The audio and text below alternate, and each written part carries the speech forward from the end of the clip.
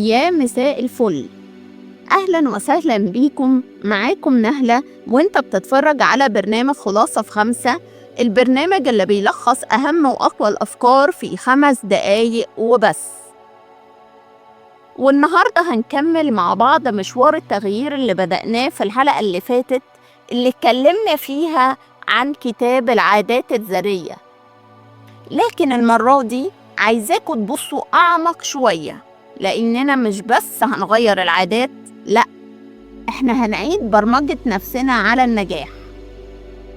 كل الناس الناجحة مش بس عندها موهبة، لأ، دي عندها برمجة دماغ بتخليها تشوف الفرص بطريقة مختلفة. يلا بينا نعرف إزاي نعمل كده وإزاي هنبرمج نفسنا على النجاح. في البداية وقبل أي شيء، هو يعني إيه برمجة ذاتية؟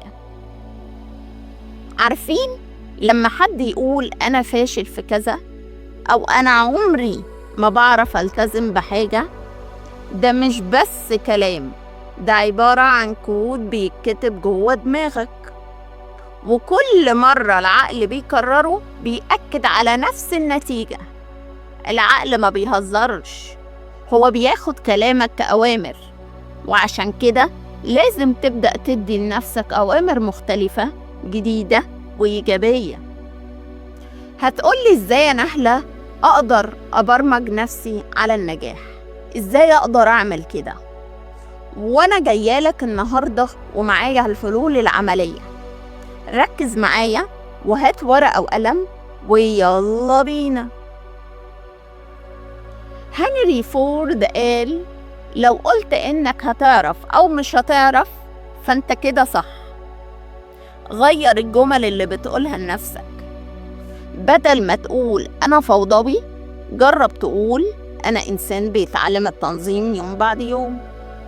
كرر عادات بسيطة كل يوم، كل عادة بتتكرر بتبني جواك جزء من شخصيتك الجديدة. اربط عادتك بهويتك، ما تقولش أنا بقرأ كتاب، لأ، قول أنا إنسان بيحب يتعلم.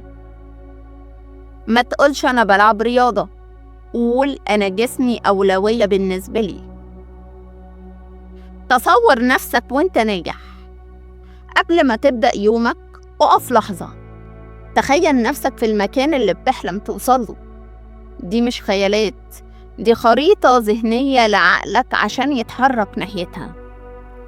أنا مثلا كنت دايما ببدأ الحماس وبطل بسرعة، ولما بدأت أقول أنا مش شخص بيستسلم، أنا بتعلم أكمل، بدأت فعلا أكمل حتى ولو بخطوات صغيرة.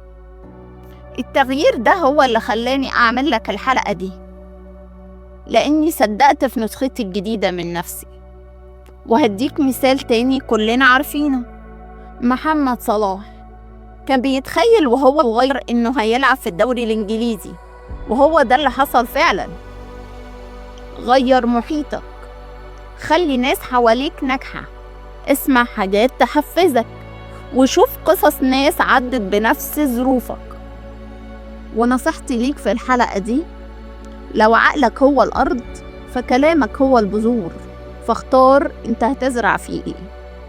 كل مرة بتقول لنفسك أنا مش قادر، انت فعلا بتزرع فشل.